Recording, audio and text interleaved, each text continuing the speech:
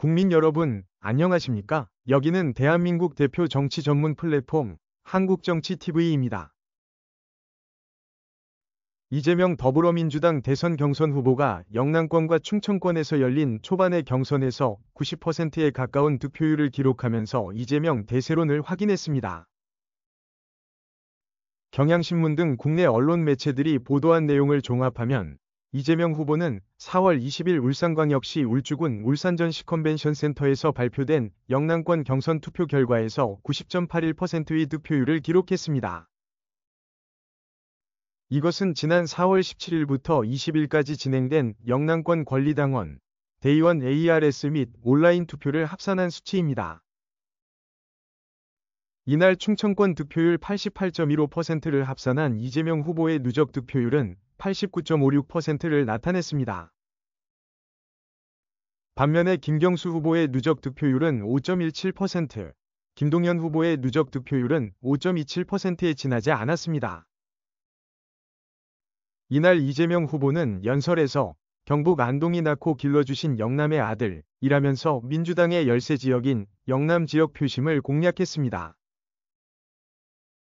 이재명 후보는 부산, 울산, 경남에 대한 공약으로 동남권 발전의 발판이 될 북극 항로를 면밀히 준비하겠다고 했습니다. 또 해양수산부 부산 이전을 확실하게 시행하겠다고 밝혔습니다. 대구, 경북 지역에 대해서는 2차 산업벨트와 미래형 자동차 부품 클러스터를 조성하고 바이오 산업을 미래성장 동력으로 키우겠다고 말했습니다. 이재명 후보는 하루 전날 열린 충청권 경선 연설에서는 자신을 충청사위라고 주장한 바 있습니다. 그러면서 국회 세종이사당과 대통령 세종집무실 건립, 2차 공공기관 이전으로 세종을 행정수도 중심으로 완성하겠다고 말했습니다. 이재명 후보는 또 대통령실과 국회의 완전 이전도 추진하겠다고 했으며 대전을 과학수도로 충남 충북을 미래산업 중심지로 만들겠다는 말도 했습니다. 이날 이재명 후보는 경선 결과가 발표된 뒤 취재진과 만났습니다. 이 자리에서 이재명 후보는 이번 경선의 목표는 모두가 이기는 경선이라면서 그래야만 압도적인 정권 교체가 가능하다고 말했습니다. 그러나 이재명 후보는 기자들이 압도적인 득표율이 나올 것으로 전망하느냐는 기자들의 질문에 대해 아직 결과를 속단할 수 없다고 대답했습니다. 참고로 이재명 후보는 2022년 민주당 대선 경선에서 최종 득표율 50.29%를 기록했습니다. 그러나 이번 대선 경선에서는 득표율 80% 선을 무난히 넘을 것으로 예상됩니다. 이렇게 득표율이 높아진 이유는 그동안 이재명 후보가 당대표를 연임하면서 당원 지지를 굳힌 것이 큰 영향을 미쳤을 것이라는 관측이 우세한 편입니다.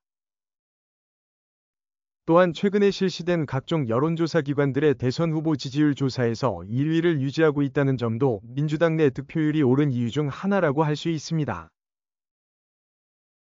그러나 대선 경선 초반부터 이재명 후보의 독주 체제가 확인된 것이 민주당의 대선 경선 흥행에는 마이너스 요소가 될 수 있다는 의견도 나오고 있습니다.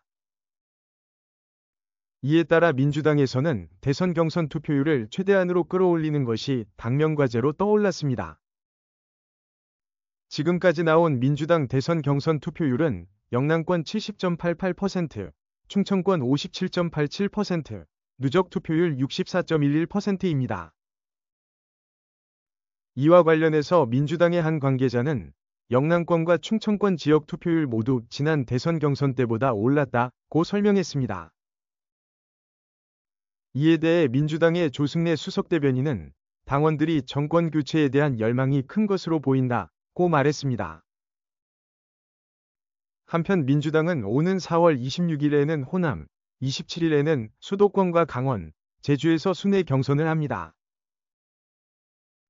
본선 진출 후보는 권리당원 투표와 일반 국민 여론조사를 각각 50%씩 반영해서 오는 4월 27일 확정합니다.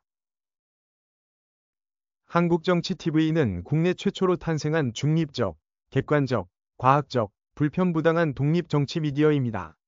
여러분의 구독과 알림, 자발적인 후원은 채널의 제작과 운영에 큰 힘이 됩니다.